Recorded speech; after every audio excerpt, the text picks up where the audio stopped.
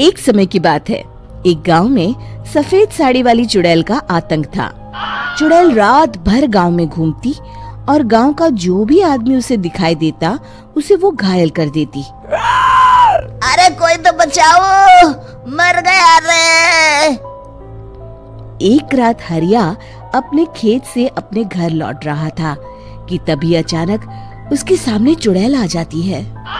अरे बाप रे, ये चुड़ैल कहाँ से आ गई? आज तो मैं गया काम से।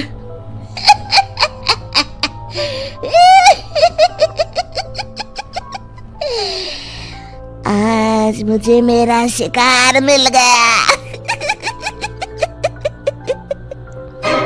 अरे चुड़ैल दीदी, मुझे छोड़ दो। जैसे ही चुड़ैल हरिया की तरफ बढ़ती है, हरिया वहाँ से भाग जाता है और अपने घर के दरवाजे पे पहुँचता है। अरे भगवान, जल्दी से दरवाजा खोलो, मेरे पीछे चुड़ैल पड़ी है। हरिया की पत्नी जल्दी से दरवाजा खोल देती है। अरे आप इतना हाफ क्यों रहे हैं? अरे मेरे पीछे चुड़ैल पड़ी है, आज तो मैं बाल बाल बच गया।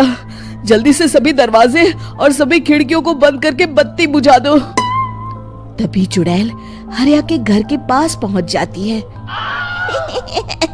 अरे वो आदमी कहाँ गायब हो गया?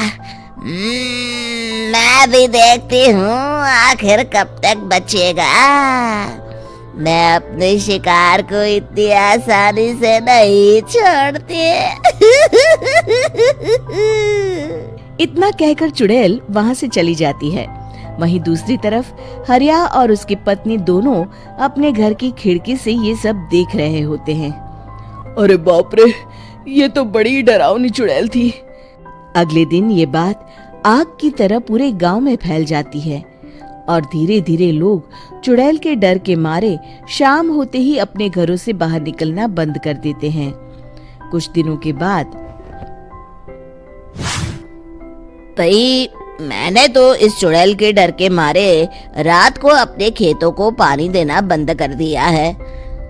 कहीं मेरी फसल सूख गई तो मैं तो कहीं का नहीं रहूंगा। साहूकार का कर्जा कैसे चुकाऊंगा? अरे भाई, पूरे गांव वालों का यही हाल है। पता नहीं ये चुड़ैल हमारे गांव में कहां से आ गई। फिर एक दिन गांव के पास वाली नदी के किनारे एक बहुत बड़े तांत्रिक के आने की बात कुछ गांव वालों को पता चलती है। वो लोग जाके ये बात गांव के मुखिया को बताते हैं। मुखिया जी, नदी के किनारे एक बहुत ही पहुंचे हुए तांत्रिक बाबा आए हैं। हमें उनसे मदद मांगनी चाहिए। मैंने सुना है वो बड़े बड़े भूतों और चुड़ैलों को अपने वश में कर लेते हैं। मुखिया जी सभी गांव वालों को लेकर उस तांत्रिक के पास पहुंच जाते हैं। ओम फट स्वाहा, ओम फट स्वाहा। तभी तांत्रिक अपनी बंद आंखों को खोलकर कहता है, क्या बात है? तुम सब लोग यहाँ क्यों आए हो? मुखिया जी उस तांत्रिक को सारी बात बता देते हैं। अच्छा, तो ये बात है।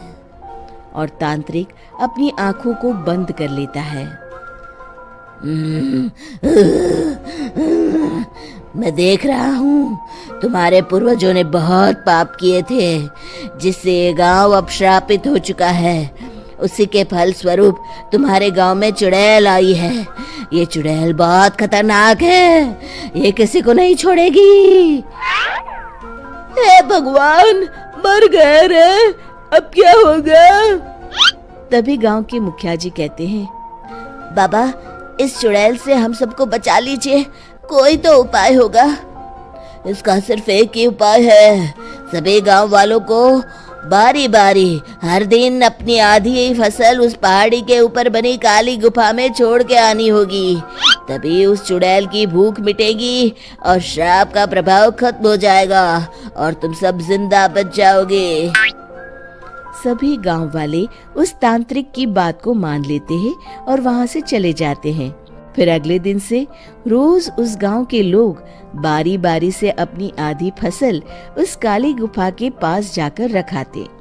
कुछ दिनों बाद हरिया की बारी आती है। बाप रे, आज तो मेरी बारी है उस काली गुफा में जाने की। क्या करूं, वो तो बड़ी खतरनाक चुड़ैल है। मेरे तो हाथ पैर कांप रहे हैं। फिर हरिया डरते डरते अनाज की बोरियां अपनी बैलगाड़ी में लाद देता है। तभी हरिया की पत्नी उससे कहती है, देखो जी, संभल के जाना और किसी भी हालत में शाम होने से पहले वापस आ जाना। उस चुड़ैल का कोई भरोसा नहीं है जी। हरिया बैलगाड़ी में बैठते हुए कहता है, भगवान, मैं क्या वापस आऊंगा? लगता है अब तो मेरी खबर ही आएगी।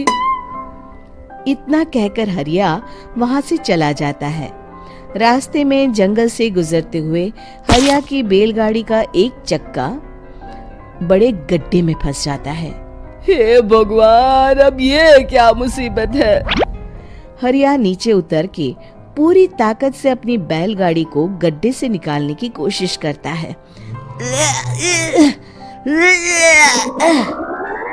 बहुत देर मेहनत करने के बाद हरिया की बैलगाड़ी उस गड्ढे से बाहर निकल जाती है। हे भगवान, अब तो शाम होने वाली है।